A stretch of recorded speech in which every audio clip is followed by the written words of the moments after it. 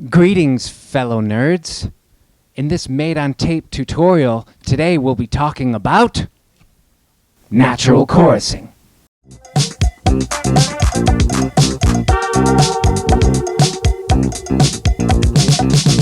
Welcome to another made-on-tape tutorial. Today we're going to be talking about natural chorusing.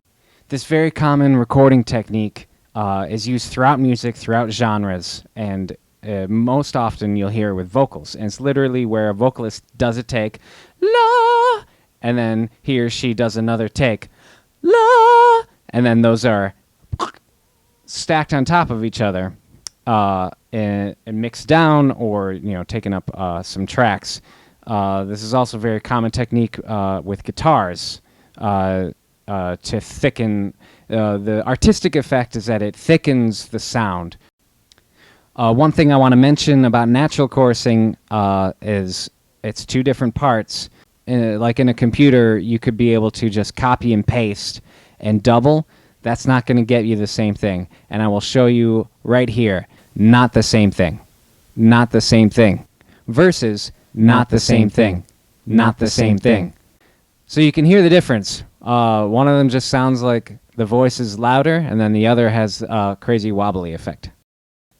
This technique is not so common while recording the bass, and I'm going to do my best video editing skills to try to show you what it sounds like on just one instrument, and then what it sounds like on two instruments. We'll see how I do here. All right, here we go.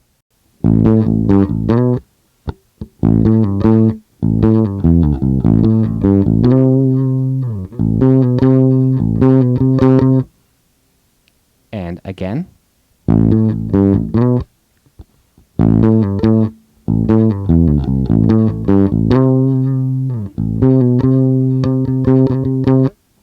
That's the main bass riff.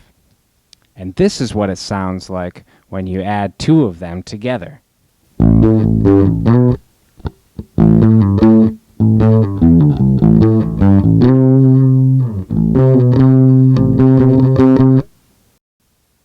So this song is called Why. Here's the example.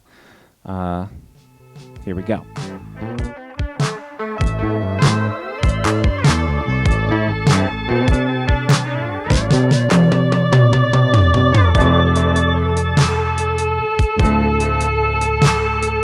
Okay, that was an example of the tune Why, which features a natural chorused double bass part. It also features two guitars in your left ear and your right ear, and technically that's a type of chorusing, but it's also kind of a stereo spreading.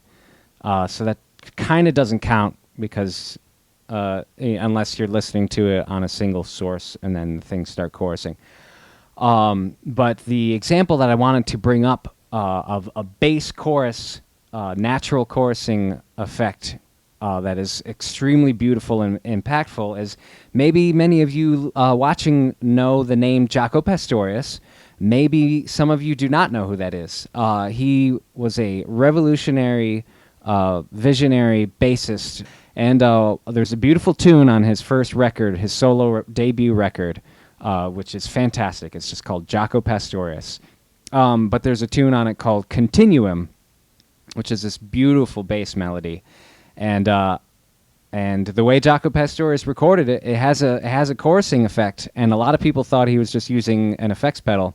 But the story goes is that he played the melody and did an improvisation, and then he learned it note for note. He turned that off, that original thing, and he just played it again as best as he could remember, not playing along to what he had already done. And then when both faders came up, when both tracks were recorded, that's what they got. One other thing to note with this technique is you really, really have to be committed to this sound, because when you're only dealing with 4 tracks on a cassette, and you're taking up an extra one just by doubling an instrument or a voice, you better really be committed to that, because you've only got 4 to work with. You can get up to 10 tracks on a 4-track machine, on a 4-track cassette. I'll probably do a whole other tutorial on how that's even possible. If you have any other questions, comments, feel free to write them below.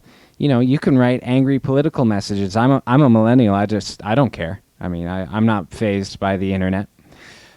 So go ahead, go crazy, go nuts. I prefer you not to. Don't be mean to each other.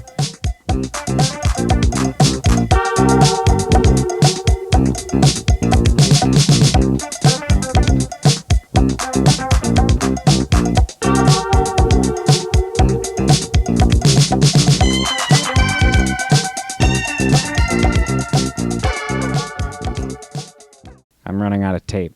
Oh, I'm already running out of tape. No!